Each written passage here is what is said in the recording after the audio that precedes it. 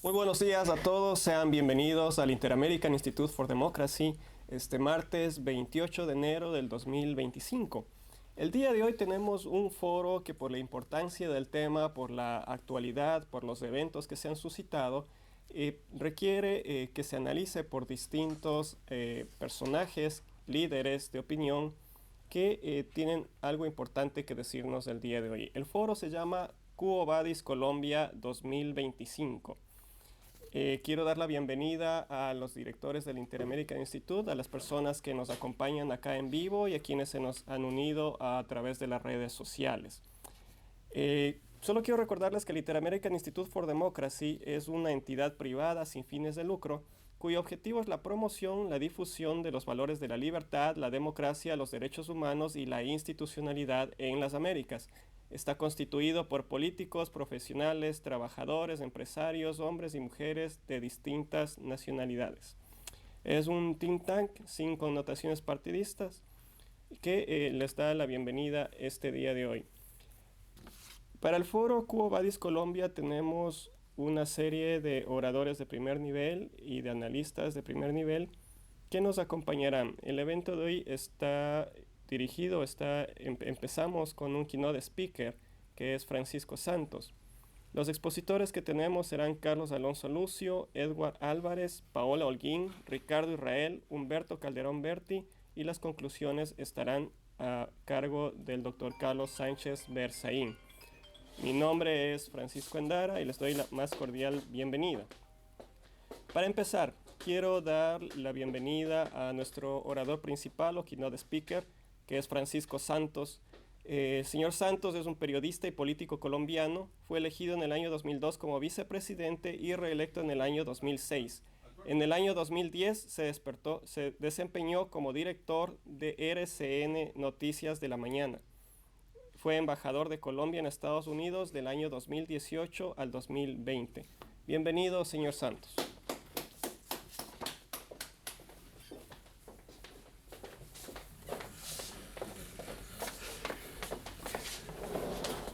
Muy buenos días a todos los que nos están viendo, a todos los aquí presentes. Si hubiéramos querido planear un foro sobre un tema de actualidad, no habríamos podido hacerlo mejor que lo que estamos haciendo ahorita sobre Colombia 2025, con lo que acaba de pasar el fin de semana, donde estuvimos al borde del precipicio. Colombia estuvo al borde del precipicio por una decisión que tomó un presidente a las 3 de la mañana. Perdido, 24 después no aparecía. Una decisión que si hubiera continuado, y gracias a Dios la reversó, y veremos por qué o analizaremos por qué, lo de menos habrían sido los aranceles. Lo más grave hubieran sido las sanciones financieras que hubieran causado las siguientes bobadas. Uno, imposibilidad de importación y exportación de los empresarios colombianos porque no tendrían acceso a la banca. Dos, las 12 mil millones de dólares en remesas no podrían entrar a Colombia. Y tres, Colombia no podría endeudarse en moneda extranjera. Eso quiere decir que muy rápidamente habríamos llegado a una argentinización, es decir, inflaciones del 100, 150, 200%, pero en meses.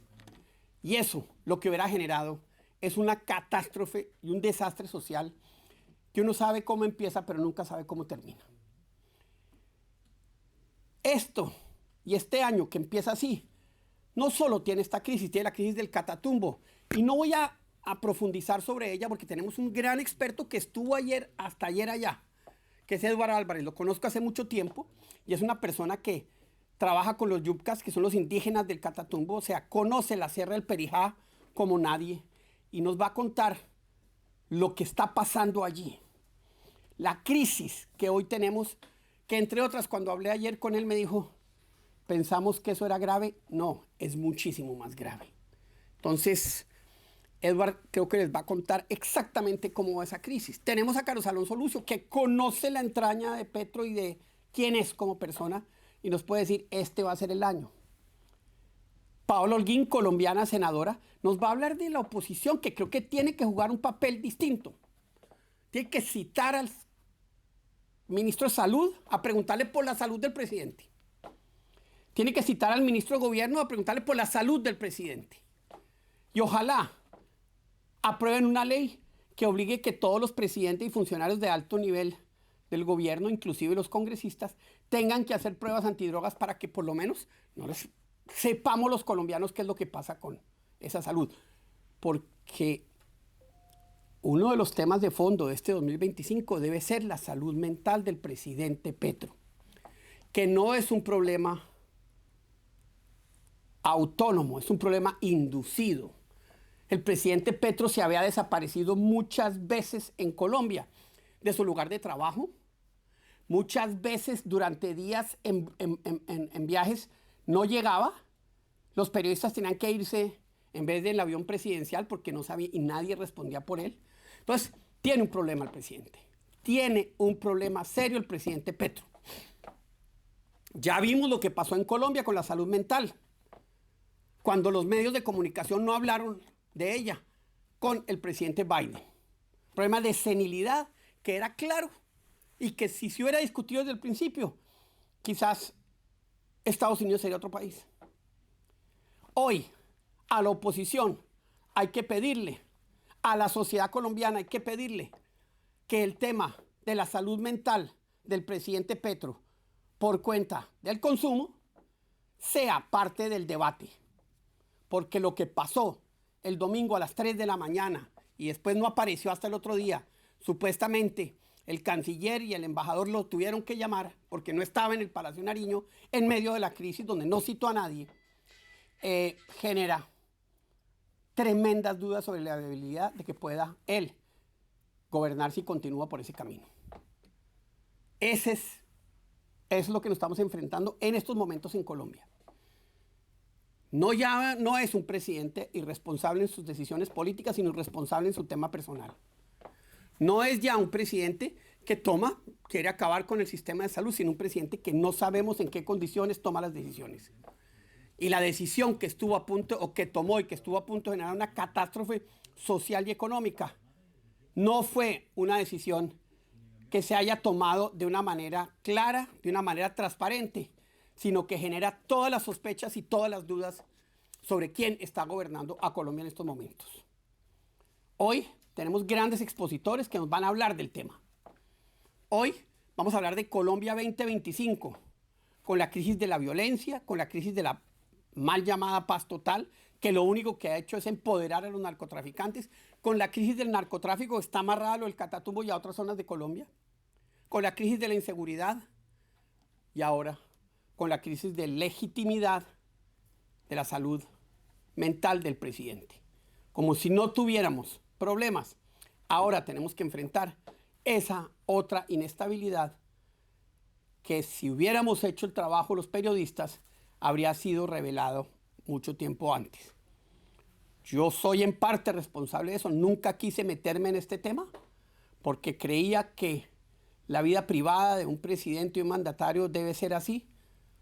Me arrepiento de ello y creo que hoy el papel de todos los medios de comunicación, el papel del Congreso, eso tiene como objetivo que no nos vuelva a pasar y que el presidente entienda que el uso o el mal uso de drogas o de alcohol o de lo que sea tiene que ser sancionado y tiene que ser prohibido, sobre todo en un mandatario de una nación.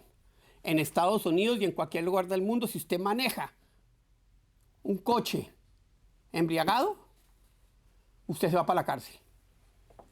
Usted, cuando es un mandatario, tiene que ser 100 veces más responsable. Y creo que la crisis que tuvimos muestra las consecuencias cuando no se es así. Colombia entra en un año crítico. El presidente Petro, no les quepa la menor duda, quiere quedarse a través de revivir esa constituyente, que solo la puede revivir a la fuerza, utilizando su primera línea, que son narcos, guerrilla y sectorcitos pequeños que pueden bloquear la ciudad.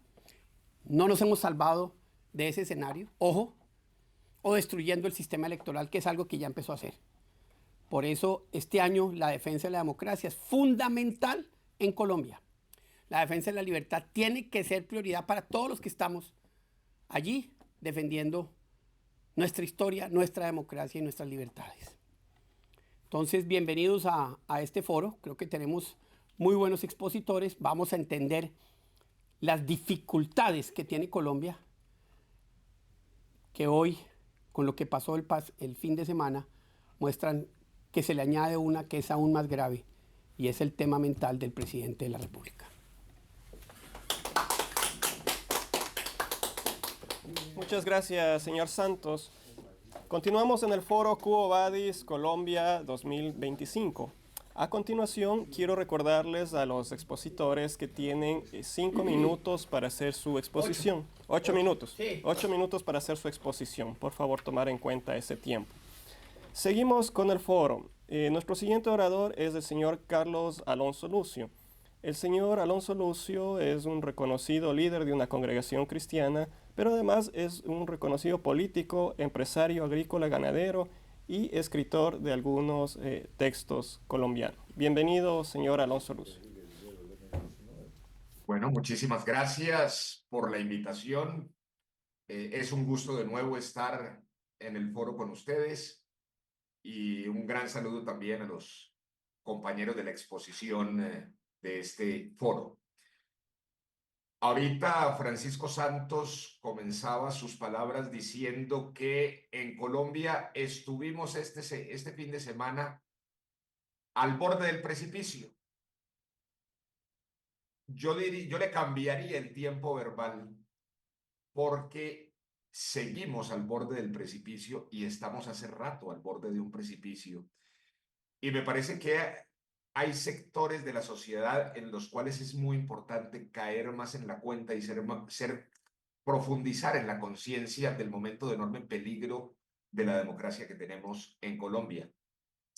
Hago un paréntesis sobre el tema de la salud mental del presidente. Nosotros estuvimos con los constitucionalistas explorando el tema de la figura de la interdicción por cuenta de las incompetencias mentales o psíquicas, que es una figura del derecho civil.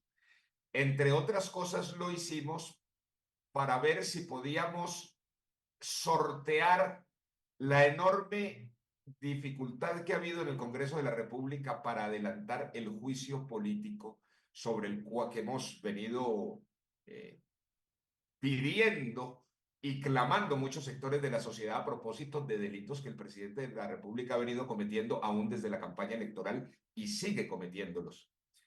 Pero nos encontramos con una sorpresa absurda, y es que la figura de la interdicción desapareció del derecho civil colombiano, fue reformado en realidad el Código Civil a propósito de una ley del año 2019, la ley 1996, en que a propósito de una convención sobre el tema de los discapacitados, terminaron por reconocer en los discapacitados plenos derechos y obligaciones.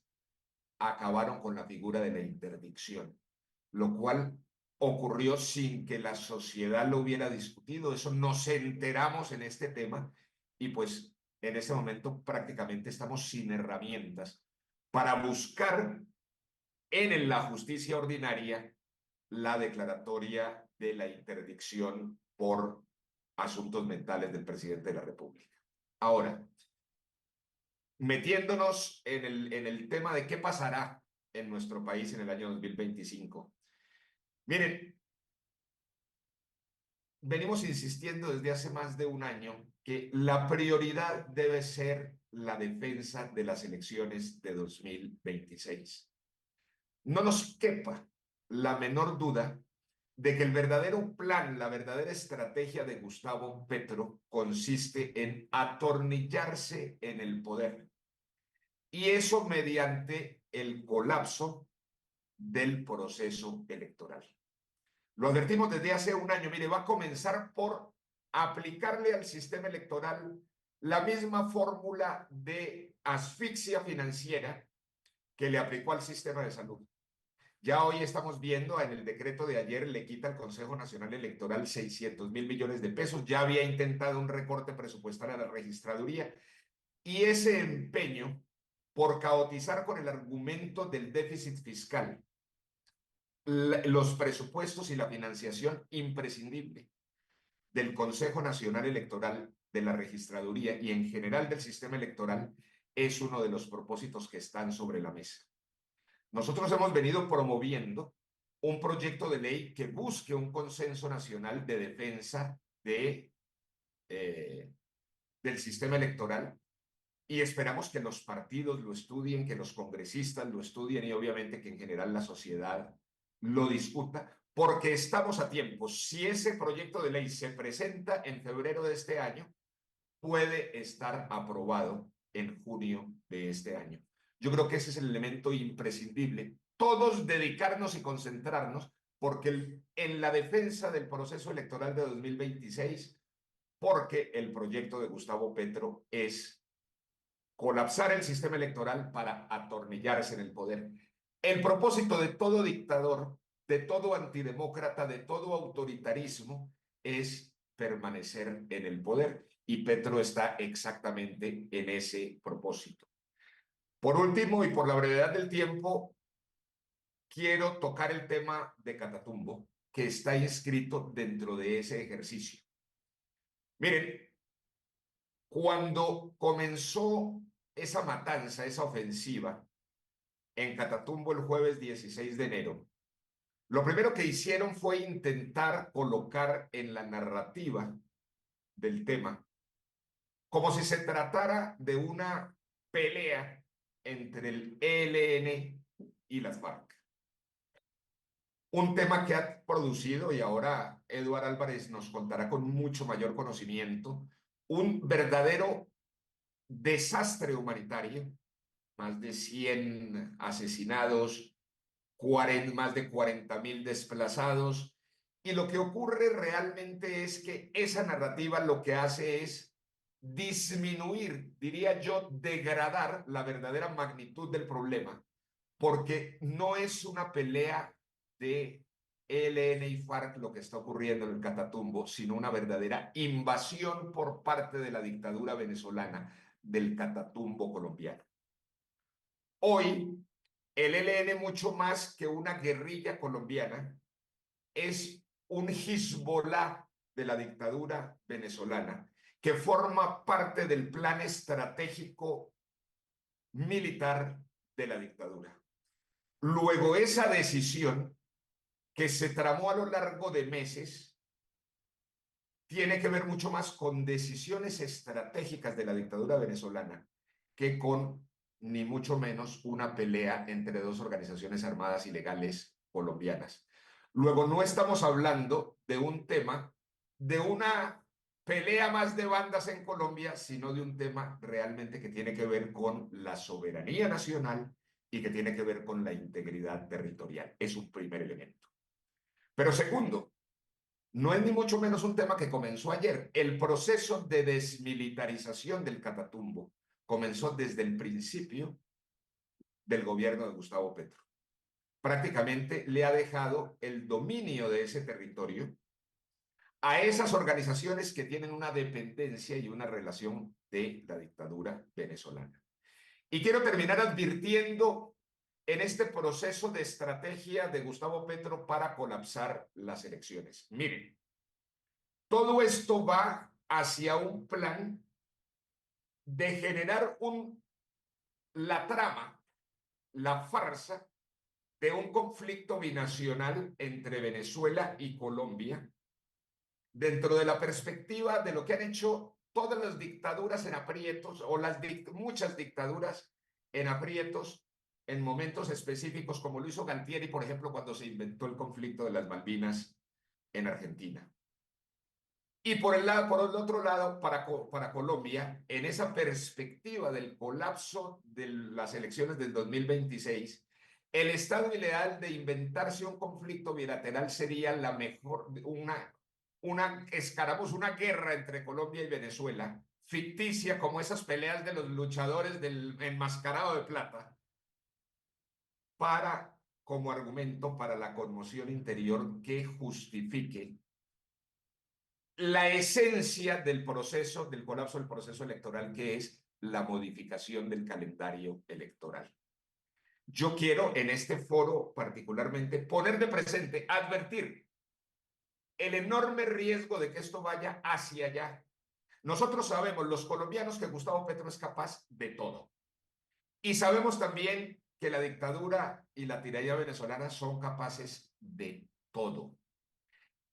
Están urdiendo esa tramoya y en la mejor disculpa es toda esa barbaridad que está ocurriendo en Catatumbo. Yo quiero dejar la discusión hasta ahí, pero quiero poner de una vez, mañana lo voy a hacer en el Cívicos Live, exponer toda la trama de esa farsa de una posible conflicto binacional entre Colombia y Venezuela que le serviría a la dictadura y le serviría a Gustavo Petro dentro de los propósitos de atornillarse en el poder. Luego, el tema del Catatumbo merece la mayor atención y la mayor movilización por parte de nuestras sociedades, la colombiana y la venezolana, y obviamente de la comunidad internacional. Muchísimas gracias. Damos las gracias al señor Carlos Alonso Lucio. A continuación, seguimos en el foro Quo Vadis Colombia 2025 y tenemos la presentación del señor Edward Álvarez. El señor Álvarez tiene una trayectoria destacada como panelista de opinión y columnista invitado en varios medios de comunicación. Además, es experto en asuntos territoriales, étnicos, ambientales, de seguridad y de frontera con Venezuela. Bienvenido, señor Álvarez. Primero que todo, quiero darle las gracias a Dios. Señor Álvarez, perdón que le interrumpa. Puede mejorar su cámara, exacto. Ahí está bien. Primero que todo, quiero darle las gracias a Dios y quiero darle las gracias a ustedes por haber invitado a un catatumbero a este panel. Muchas gracias. Lo primero que quiero decirles es que lo ocurrido en la región del Catatumbo es la tragedia humanitaria más grande que hayamos vivido en los últimos 50 años. Que nuestra tragedia como catatumberos se registran en cifras del Ministerio Público de 50.000 desplazados, pero que esta semana, recorriendo el Catatumbo, creo que puede haber un subregistro de 20.000 desplazados más que no están en albergues y que están en varios municipios, inclusive de la región del Catatumbo, los cascos urbanos de Ocaña, de Convención, y que no están en albergues por situación de seguridad y que se han desplazado hacia el sur del Cesar y hacia otras regiones de Colombia. Tenemos un registro oficial de casi 50.000 personas fallecidas, pero la información que tenemos es que eso puede llegar fácilmente a 130 personas fallecidas. Durante estos días estuvimos con la esperanza de que se hiciera ese Consejo de Ministros que ayer se realizó en Ocaña y donde tuvimos la posibilidad de escuchar los 58 minutos del presidente Gustavo Petro, donde nos habló a los catatumberos, donde estuvieron los alcaldes de la región del Catatumbo, pero no estuvieron los alcaldes del sur de Cesar, entre ellos Ocaña, que queda 5 minutos, y González, y las autoridades del departamento del Cesar, que deben estar vinculadas en este proceso por su conexión. Y escuchamos los 55 minutos del presidente hablar de Marx, del capital. Escuchamos hablar del presidente de la teología de la liberación. El presidente habló del paramilitarismo, del narcotráfico. Habló de lo humano y de lo divino. El presidente no se dio cuenta de que estaba hablando con víctimas del desplazamiento forzado. y que a las víctimas del desplazamiento forzado no nos importa ni el capitalismo, ni el socialismo, ni nada de eso. A las víctimas del Catatumbo nos importa son acciones concretas en favor del Catatumbo. Tan solo mencionó 2.000 cupos para la región del Catatumbo. Todos los que escuchamos al presidente de la República salimos tristes. No hay derecho que el presidente se pare durante 1 hora a hablar de Gaza, de Israel, pero que no nos hable de nuestras problemáticas. Eso es igual de duro que los desplazados, que las viudas, que los huérfanos y que toda la tragedia que vivimos con el Catatumbo. Algo le está pasando al señor presidente de la República en su cabeza, en su espíritu, en su alma y en su corazón. No soy el experto para eso, pero nos deja muy desconsolados lo que el presidente ayer hizo en Ocaña, que quedó a llegar en las horas de la mañana y que finalmente llegó a las 3 y salió a las 5 de la tarde. Yo les vengo a hablar sobre la región del Catatumbo. La región del Catatumbo en los años 40, 60, 70, 80 era catalogada como el segundo pulmón del mundo, como la segunda Amazonas. Tenemos Catatumbo colombiano y tenemos Catatumbo venezolano. Tenemos indígenas barí del Catatumbo y indígenas barí venezolanos. Llegó la industria petrolera, después se dio la concesión barco, y a raíz de la industria energética en la región del Catatumbo llegó el ELN con el frente Camilo Torres Restrepo, llegó el frente Juan Fernando Porras y el frente Armando Cacua, después el EPL y las FARC. Se hace el proceso de paz en los años 90 con el EPL y precisamente el frente Libardo Mora Toro del EPL no hace parte de este proceso de paz.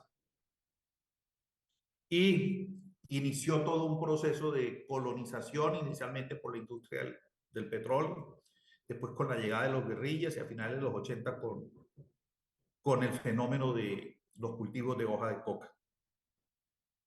Durante este periodo, más de 250.000 hectáreas han sido deforestadas por temas ambientales.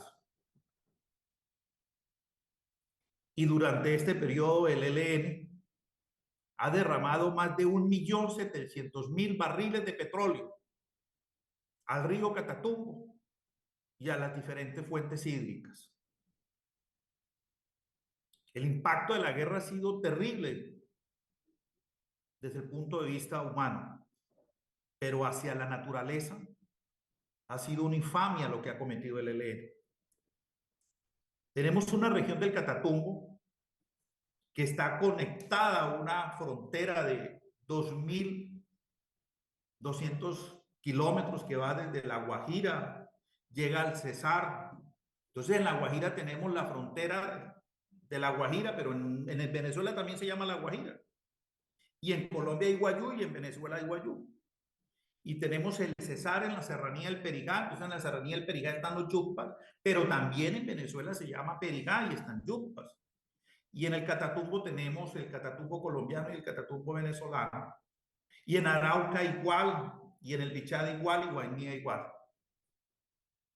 Tenemos una frontera donde compartimos ecosistemas muy valiosos con Venezuela.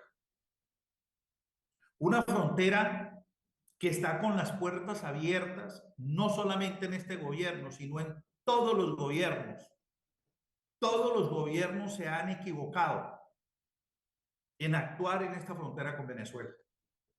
El único que no se equivocó fue el ELN, que hace más de 10 años tomó la decisión de que se convertía en una guerrilla binacional.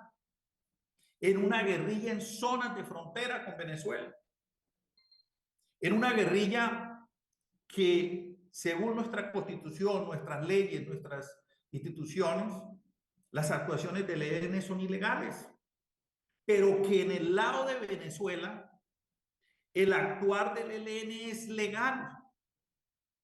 Es un nuevo brazo armado que tiene la República de Venezuela. Y la ciudadanía y la institucionalidad lo percibe como una fuerza más dentro de la República de Venezuela. Y se convierte en la retaguardia frente a cualquier situación que sucede en Venezuela. Y nosotros vemos en estas crisis con la región del Catatumbo, con la situación en Arauca, que no hay una política de seguridad de zona de frontera. Están a puertas abiertas. La pobreza que hay en Colombia es mayor en las zonas de frontera con Colombia y con los demás países. La pobreza se concentró en la zona de frontera. Entonces, en los últimos gobiernos no ha habido una acción concreta en zonas de frontera. No ha habido una política de seguridad.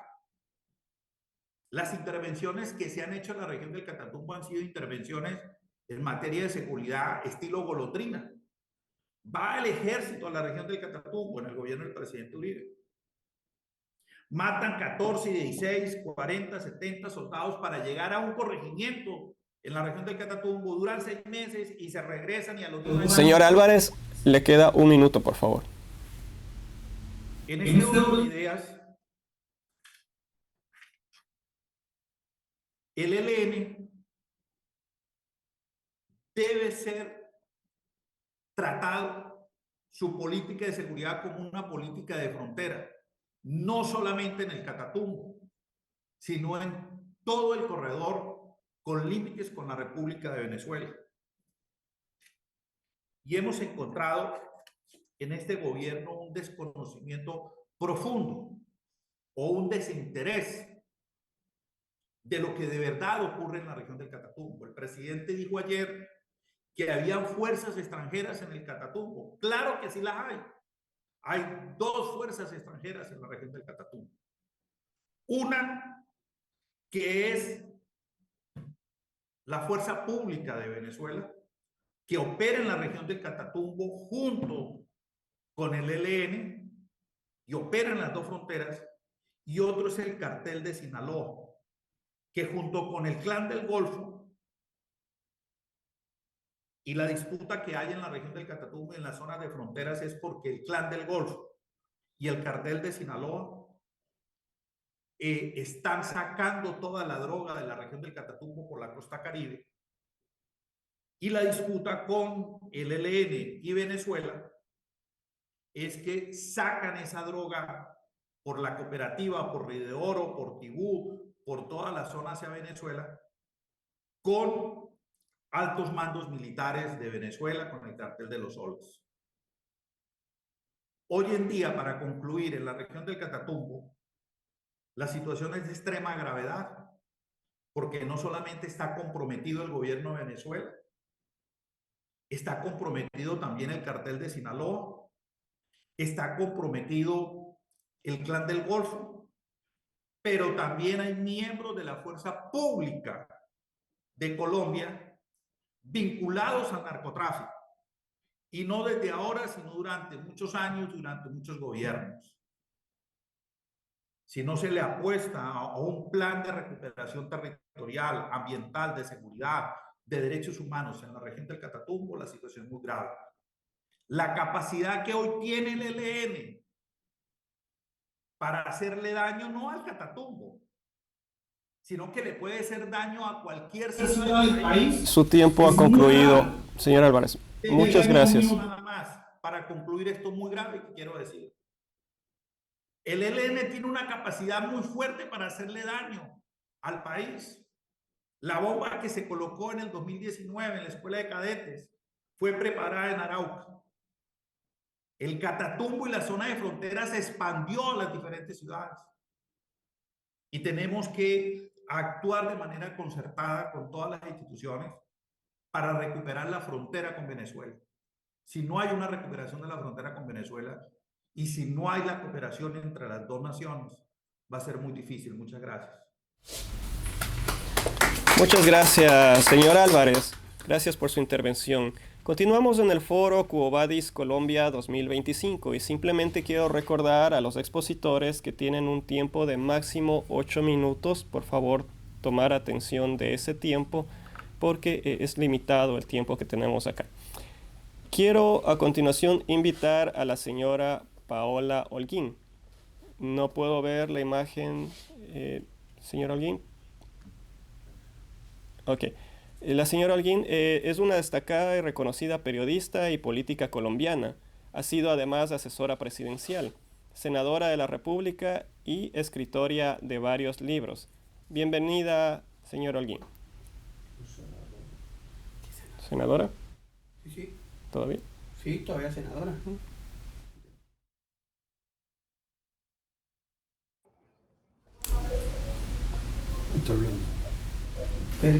¿Algo pasó? Senadora Holguín, la escuchamos. Sí, excusas que algo pasó al momento de intervenir. Agradezco mucho al Instituto Interamericano para la Democracia por la invitación nuevamente a este foro Quo Vadis 2025. Yo tuve la oportunidad de participar en el 23 y comenté algunos puntos sobre los retos que tendría la democracia en Colombia por ser ahora una sociedad digital participativa, pero más manipulable, por la polarización, el populismo y la posverdad, pero también porque por primera vez íbamos a enfrentar un gobierno de corte social comunista. Hoy tengo que afirmar con tristeza que la realidad está superando de lejos nuestros peores pronósticos. Colombia es hoy, como han dicho quienes me anteceden en la palabra, una democracia en riesgo. Hoy estamos enfrentando una crisis en seguridad, una crisis económica, una crisis social, pero sobre todo una crisis institucional. La crisis de seguridad viene dada por la poco asertiva política del gobierno Petro de seguridad humana y paz total. Colombia ha regresado a cifras que no veíamos hace más de una década de delitos de mayor impacto. El secuestro, que en 2021 tuvo 160 víctimas, en el 2023 fueron 338 y el año pasado 290, hacía más de 10 años. No veíamos ese número de secuestrados en Colombia. La extorsión pasó de 8.342 casos en 2021 a más de 12.300 el año pasado. En 2023 Colombia tuvo 95 masacres con 307 víctimas. El año pasado 76 masacres con 267. Y el narcotráfico, que es el gran financiador de las estructuras criminales en Colombia, ha venido presentando un crecimiento de grandes proporciones. Nosotros en 2020 teníamos 143.000 hectáreas de coca. En 2021 fueron 204, en 2022 230, en 2023 253.000 hectáreas. Muchos calculan que en 2024 probablemente cerramos con casi 300.000 hectáreas de cocaína, con una hoja de coca modificada que de 2022 a 2023 llevó a que la producción de cocaína creciera más del 50%. Y este es uno de los temas centrales cuando se analiza el crecimiento y el control territorial cada vez mayor por parte de las estructuras criminales. Los ceses bilaterales, que han sido solo ceses de la actuación de la fuerza pública, han permitido que las estructuras criminales controlen muchos más municipios de Colombia ahora. Solo de 2022 al 2023, el ELN pasó de 189 a 232 municipios, la FARC de 233 a 299 y el Clan del Golfo de 255 a 394 municipios. Este tema es muy importante porque la política hoy del gobierno Petro es un debilitamiento de la fuerza pública, restando hombres, capacidad operativa Y eso ha venido permitiendo fortalecimiento de las estructuras criminales que gracias a los recursos del narcotráfico, la minería ilegal, el secuestro, la trata de personas, sobre todo por parte del Clan del Golfo en la zona del Darién, han logrado incrementar el control del territorio. Esto tiene también un elemento adicional que es una grave crisis económica en Colombia. Nosotros pasamos de crecer 7.3 el PIB en 2022 a 0.6 en el 23 y solo un 2% más o menos el año pasado. Mientras esto pasa, se han incrementado los gastos de funcionamiento y la deuda de Colombia.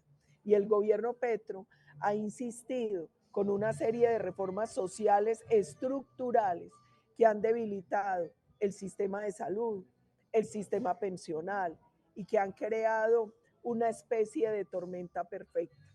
Hoy Colombia tiene una crisis institucional alimentada por la corrupción, por escándalos muy graves que han empañado este gobierno desde la elección, donde se presentó financiación indebida, violación de topes de campaña, falsedad en documento público y falsedad procesal, hasta los que se han dado en distintas entidades del gobierno, como gestión del riesgo, el Ministerio de Deportes, el Fondo Nacional del Ahorro.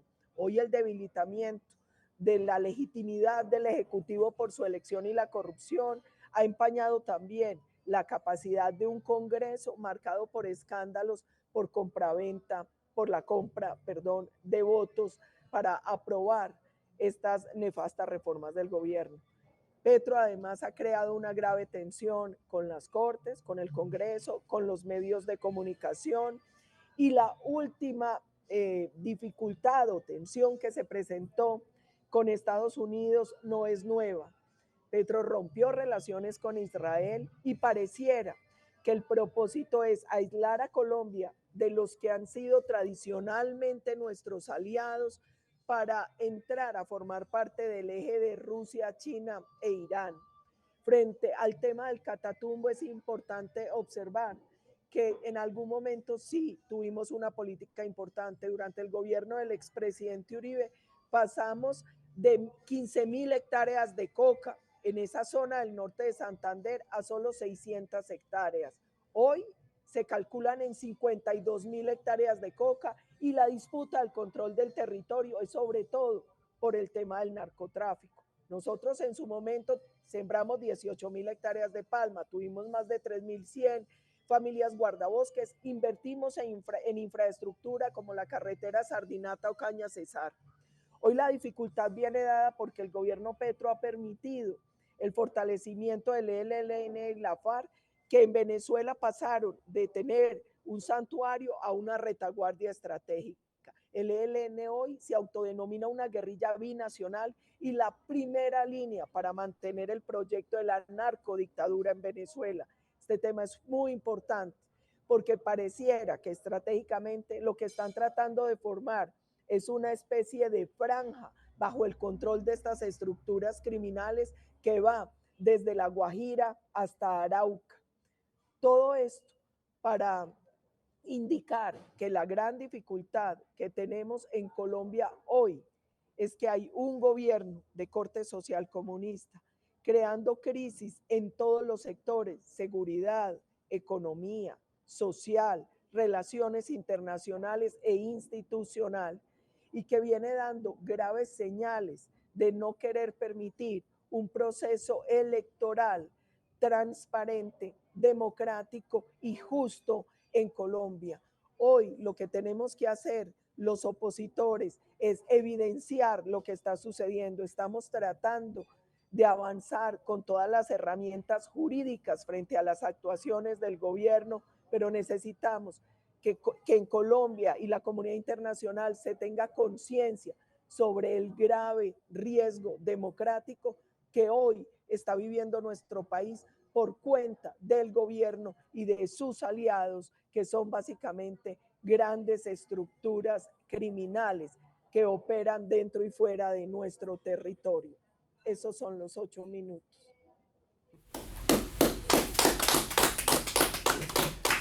Perfecto. Damos las gracias a la senadora Holguín. A continuación, seguimos en el foro Quo Vadis Colombia 2025. A continuación tenemos la presentación del doctor Ricardo Israel. El doctor Israel es máster y doctor en ciencia política de la Universidad ESSEX.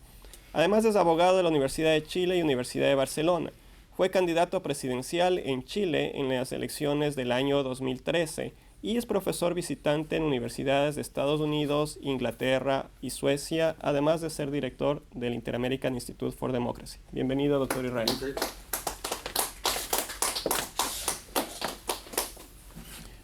Muchas gracias. Por años, Colombia evitó las peores características de los sistemas políticos que han fracasado en América Latina. De hecho, fue de los pocos que eludió las dictaduras militares que afectaron a Sudamérica en la segunda mitad del siglo pasado. Más aún, siempre ha sido ejemplar la forma como ha logrado que la democracia sobreviva a la extrema violencia guerrillera y a la del narcotráfico. Hoy, ambos unidos y protegidos por el castrochavismo venezolano, siempre acechando a Colombia. Con la elección de Petro, se ingresó a un ciclo de malas decisiones que afectan a la salud del sistema político. Un cuadro grave que superó con mucho un simple cambio de humor del electorado, ya que hay frustración popular y polarización política, binomio del cual es difícil salir. A lo que se podría agregar la incertidumbre máxima, la constituyente de la que ha hablado el presidente Petro, que probablemente buscaría su reelección. En el caso de Colombia, el resultado de la victoria electoral de Petro fue ayudada por la violencia callejera. Otro elemento que ayudó a esa victoria fue que por sobre los hechos predominó el relato, una narrativa, como también la emoción le ganó la razón. El resultado no ha sido bueno ni para Colombia, ni para la salud democrática de la región, ya que es difícil reconocer la limpia trayectoria internacional de Colombia en un ejecutivo que se dedica a apoyar y a servir de sostén a dictaduras, como lo han demostrado con el apoyo a veces cubierto, a veces abierto a la tiranía que ha secuestrado el poder en Venezuela. Si hoy seleccionáramos un tema, un único tema sobre el cual hacer recaer nuestra preocupación, es sin duda la democracia y su defensa en Colombia. Al elegir a Petro, se cayó en lo que se conoce como arrogancia fatal, es decir, la idea insólita que políticas que han fracasado en todo el mundo, salvo para mantenerse en el poder, ahora podrían tener éxito, simplemente por el lugar donde estarían siendo ensayadas. Incluso su vínculo con Estados Unidos, que tanto ayudó a derrotar la unión entre guerrilla y narcotráfico, pasa por un momento particularmente deficitario en su sentido y propósito. Aún más después del errático desempeño del presidente el fin de semana, con los serios problemas de salud mental comentados por nuestro orador distinguido. Colombia parece ensayar ideas experimentales, hasta utópicas, y el desafío que tiene por delante puede incluir derrotar a quienes quieren ese cambio constitucional, para, al igual que otros países, desde adentro, transformar a la democracia en dictadura. Ese es el claro desafío, el copamiento de la democracia desde su interior, junto a una unidad perdida de los demócratas y el retorno del centro político, hoy con una presencia menor a lo que se necesita. La idea de una mejor democracia junto a un mayor crecimiento económico necesita ganar elecciones, lo que a su vez parece requerir de un cambio de la narrativa que, además de hechos y razón, integre mística y emoción, que se base en la verdad y que no tenga complejos en destacar la superioridad de la democracia sobre el populismo autoritario, al igual que la ligación de democracia con los derechos humanos. Colombia necesita sobreponerse y derrotar una visión impropia, errada de buenos sobre malos, para que las elecciones vuelvan a ser selección de alternativas sobre la base de las mejores políticas públicas y no de supuestas verdades reveladas, para así superar amenazas a la democracia como son no solo el populismo, sino también el debilitamiento institucional que ha estado sufriendo. En otras palabras, la idea misma de república. La defensa de la democracia también necesita que no predomine lo que ocurrió en la última elección presidencial. Es decir, se requiere una defensa de la democracia sin complejos y con orgullo. También sin divisiones entre demócratas que solo faciliten el ascenso de quienes no lo son. Colombia puede contribuir mucho a que este 2025 se avance y no se retroceda en democracia en América Latina, para lo cual los demócratas deben superar la vieja distinción entre izquierda y derecha, cada vez más irrelevante. También deben superar diferencias menores para concentrarse en lo más importante, la distinción entre democracia y sus enemigos, es decir, entre demócratas y autócratas, como también el combate a aquellos relatos simplistas que postulan soluciones mágicas para situaciones complejas, ya que ello es un verdadero cáncer para el progreso real del país y de las personas. El peligro no es el asalto desde afuera como lo intentó la guerrilla en el pasado, sino que se destruya la democracia desde adentro, a través de quienes ganan una cuota de poder y buscan perpetuarse mediante la destrucción de las instituciones. Muchas veces con el cuento de la rana hervida, que se adormece con el ataque diario y no salta fuera de la olla. Es lo que ha pasado tantas veces en la región. En esta etapa, para evitar la rana hervida, Colombia necesita lo que tuvo muchas veces en el pasado: unión y no fragmentación de la representación de los demócratas. Unidad para derrotar no solo a los que reconocen ser enemigos de la democracia, sino además a los diversos populismos, como también a aquellos políticos que se disfrazan con la falsa bandera de la antipolítica. La unidad de los demócratas también debe superar el fenómeno de la crisis de gobernabilidad que generan gobiernos de mandato impreciso y que cuentan con un decreciente apoyo fruto de sus errores. Es decir, la alternativa democrática a lo que hoy se vive con Petro debe ser sobre todo un buen gobierno, uno que tenga como bandera lo que dijo Hannah Arendt. Comillas, la libertad, más que ser la capacidad de elegir entre opciones preexistentes, debe manifestarse como la posibilidad de crear nuevas opciones, cierre de comillas, y mejores opciones, agregaría yo. Muchas gracias.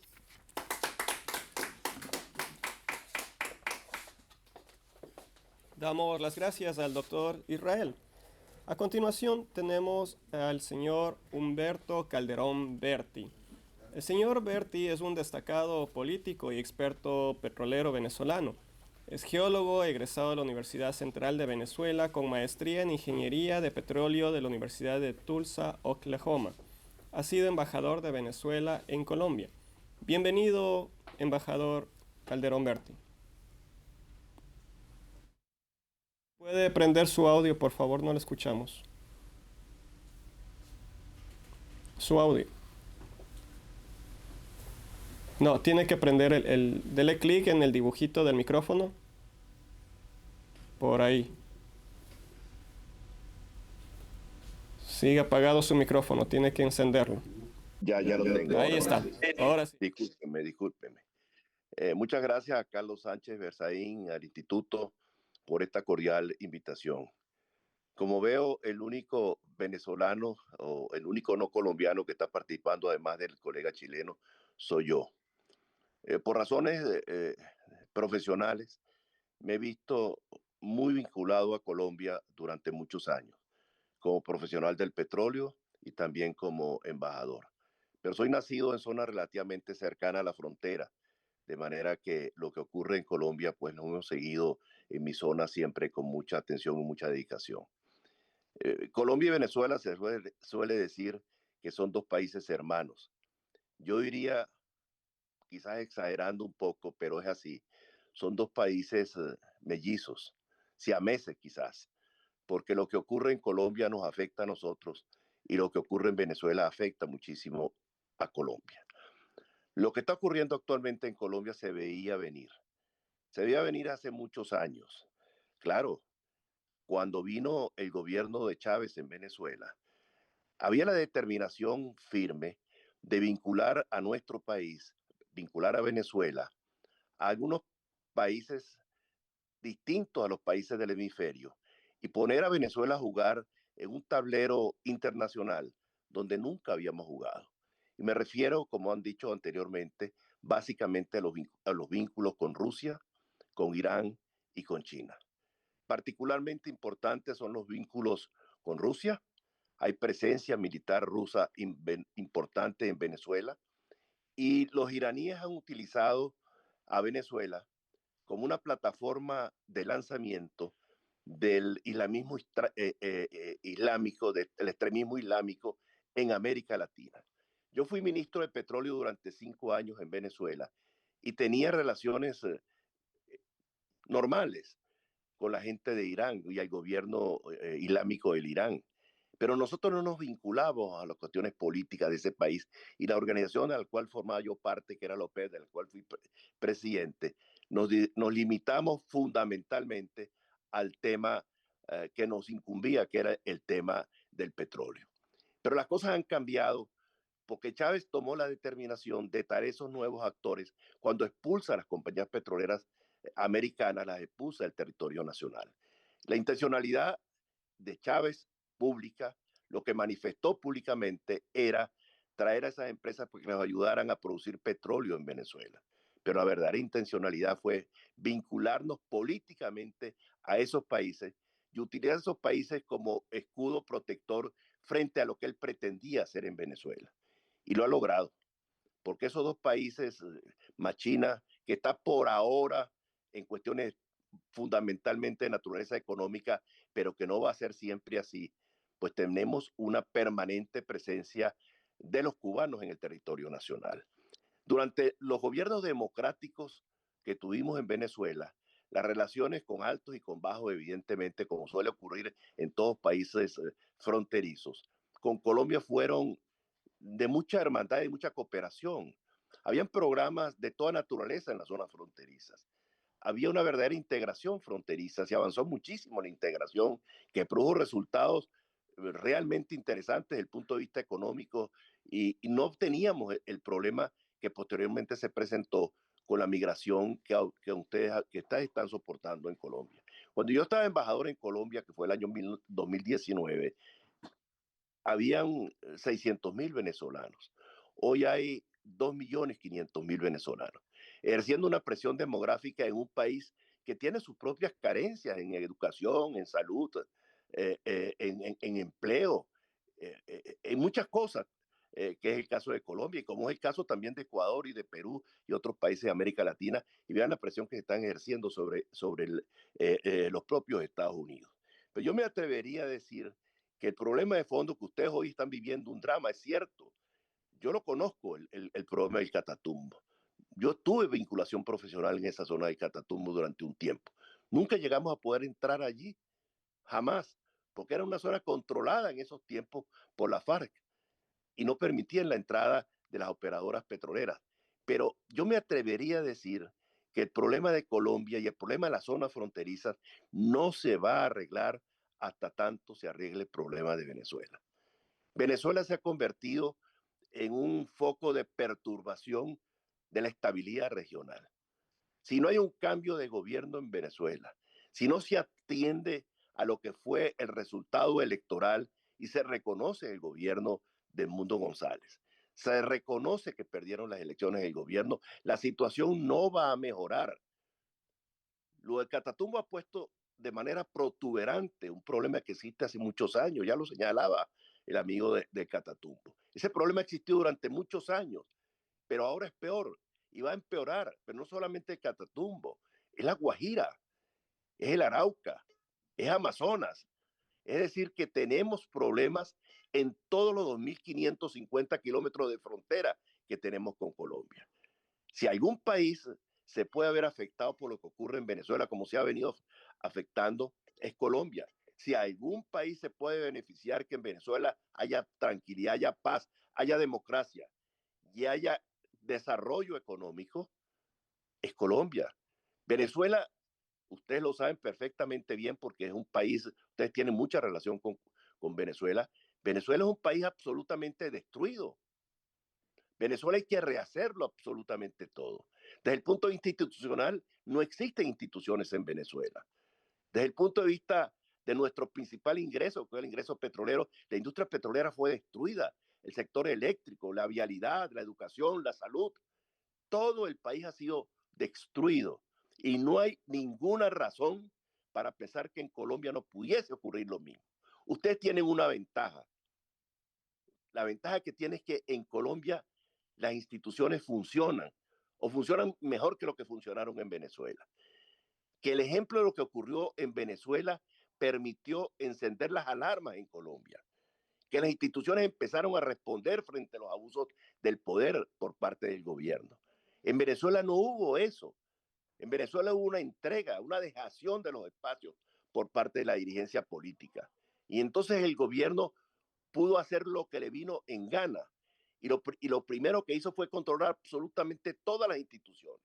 Si usted no hubiesen puesto coto al presidente de Colombia, ustedes hubiesen tenido el mismo problema. Están a las puertas de tener los mismos problemas que tuvimos los venezolanos.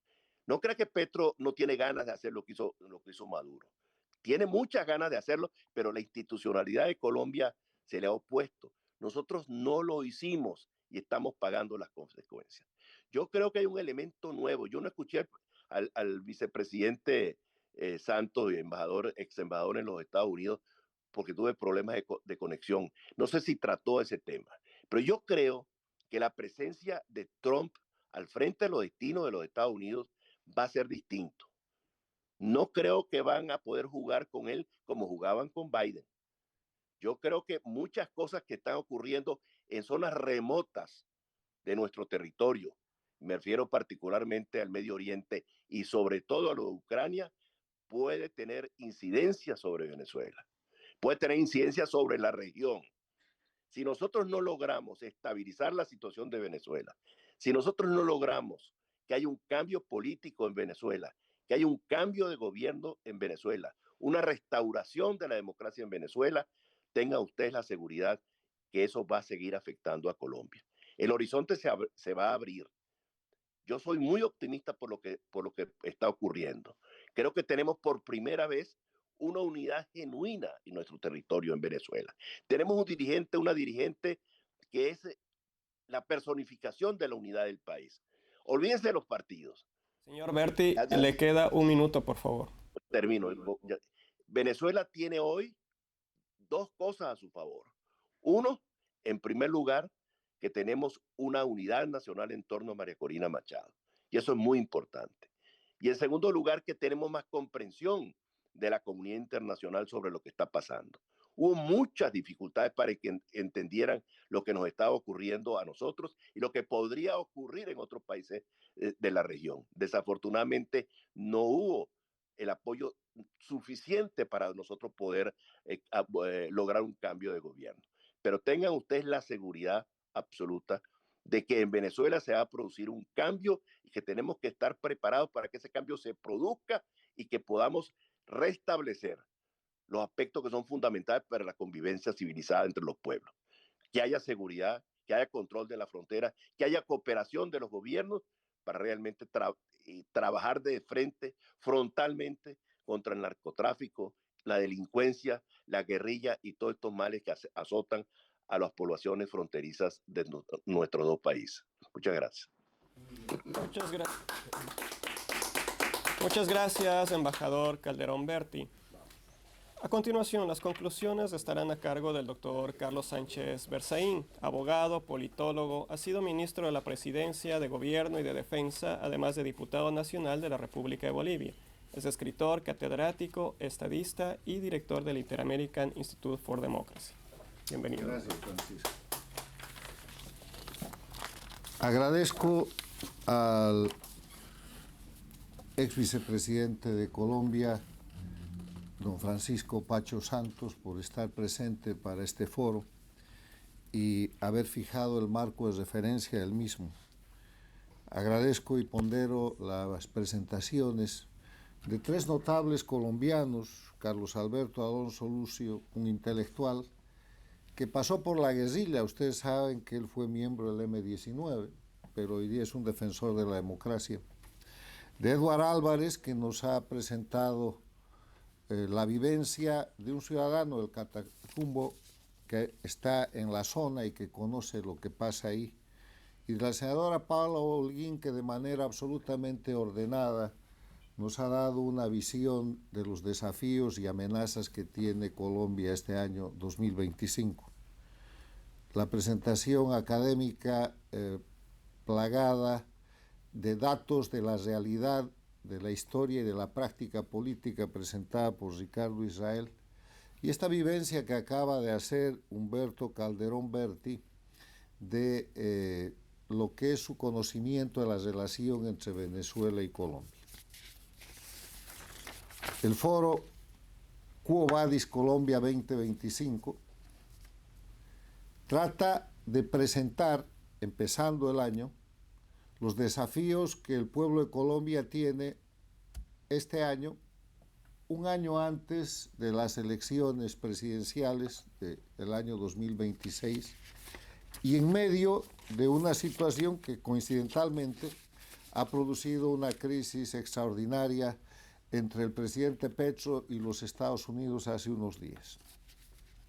Permítanme recordar que la realidad de Colombia en el año 2025 se mueve en el marco de una América en la cual hay un sistema dictatorial liderado por Cuba que controla Venezuela, Bolivia y Nicaragua, pero que además ha logrado establecer 4 gobiernos paradictatoriales. La definición de gobierno paradictatorial es un gobierno elegido en democracia, pero promovido, financiado y soportado por las dictaduras del socialismo del siglo XXI, que cuando toma el poder se pone al servicio de esas dictaduras.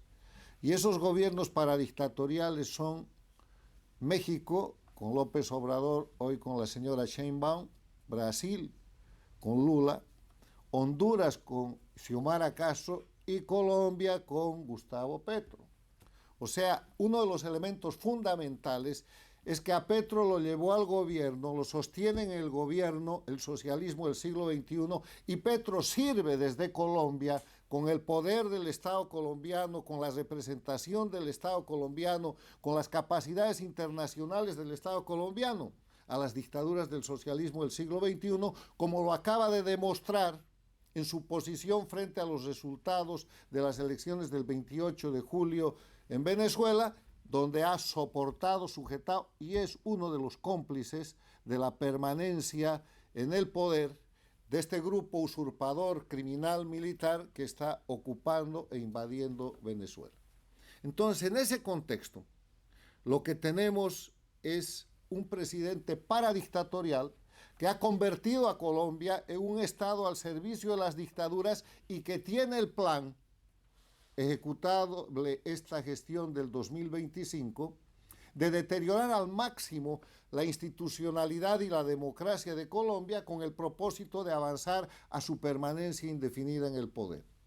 Y esto es algo que ha tenido 2 corrientes en las Américas. Han habido países donde se han instalado presidentes bajo la dependencia del socialismo del siglo XXI, pero que nunca han podido romper la democracia. Han causado grandísimo daño, pero los países han continuado siendo democracia. Mírese la Argentina con los Kirchner, mírese Chile, mírese el Perú, véase el propio Brasil, que ahora tiene un gobierno paradictatorial, véase El Salvador, véase países de Centroamérica, pero hay otros en los cuales se ha avanzado de un gobierno democrático paradictatorial a un sistema dictatorial. Y por ahí pasó el Ecuador, con Correa por más de 10 años.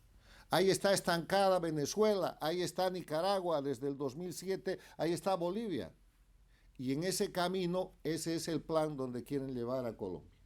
Y para poner a Colombia en el escenario de un gobierno más, de un régimen más del socialismo del siglo XXI, de las dictaduras al servicio de Cuba, es que hay una serie de amenazas que simplemente voy a enumerar porque los expositores las han profundizado. Primero, Petro y su estado de salud. El estado de salud de Petro no es normal en democracia. Es una persona que ha presentado hechos públicos notorios y probados de que depende del alcohol o de sustancias que pueden ser la cocaína u otras drogas, y este tema tiene que ser investigado. Lo dijo el ex vicepresidente Santos. Cuando un conductor que maneja un vehículo en cualquier país es sorprendido en estado de ebriedad, es detenido, su licencia es revocada y no puede continuar manejando ese vehículo porque representa una amenaza para los otros vehículos, para los otros conductores. ¿Qué de un presidente que pasa esos límites, reincide en eso y maneja un país? Y genera crisis, eventualmente, como la que ha pasado con los Estados Unidos hace pocos días. Es central el tema del estado de salud del presidente Petro, que tiene que ver con el artículo 194 de la Constitución, que señala que la incapacidad física, temporal o permanente, Constitución de Colombia, del presidente, tiene que ser tratada por el Senado, porque un incapaz no puede gobernar un país. Y la incapacidad por motivos de salud vinculados a las drogas es un asunto fundamental, porque aquí viene el otro elemento. Colombia es el principal país productor de coca y de cocaína del mundo. Acaba de decirse que tiene cerca de 300.000 hectáreas. Y en Colombia operan grupos criminales, tercer elemento, la guerrilla de las FARC, que nunca se desactivó, que se dividió para poner parte de sus criminales en la política y los otros mantenerlos en el campo de batalla, el Ejército de Liberación Nacional, ambas guerrillas creaciones de la dictadura de Cuba, si no lo recuerdan, y la presencia del Cartel del Golfo, que es un cártel transnacional que ocupa ahora parte del territorio colombiano. Estos tres elementos del crimen organizado controlan municipios, lo que demuestra un cuarto elemento.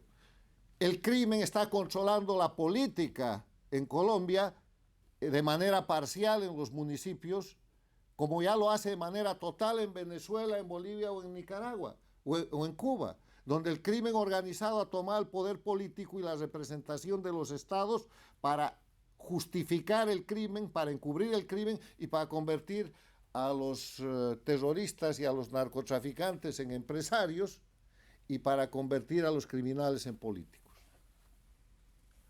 Quinto elemento, la crisis económica, consecuencia de todo esto, que además es deliberadamente promovida por los gobiernos del socialismo del siglo XXI, porque en la medida en que produzcan miseria y dependencia, van a tener más control de la población y van a tener mucho mejor manejo del sistema no democrático que imponen. Por eso han destrozado, siguiente elemento, en Colombia, y han puesto en crisis el sistema de salud y de pensiones. Y todo esto viene acompañado por el tema de la corrupción. Entonces, para terminar puntualmente sobre el tema del Catatumbo, se ha dicho que es una invasión por la dictadura de Venezuela, que es una acción deliberada de Petro, que tiene un primer propósito en este momento, que es el de darle al dictador de Venezuela escenario político internacional para arreglar un problema que ellos mismos están generando a efecto de buscar presencia, recuperación y reconocimiento al usurpador de la soberanía del pueblo venezolano. Concluyo diciendo que el tema de Colombia es un tema crítico para las Américas.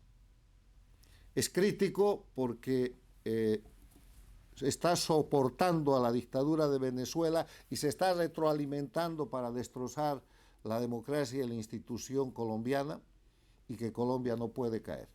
Los colombianos tienen la obligación de luchar, de fortalecer sus instituciones y de operar en el marco de la ley, y aún están a tiempo para terminar con estas amenazas contra la libertad y la democracia que están dirigidas y operadas por el presidente de la República, Gustavo Petro.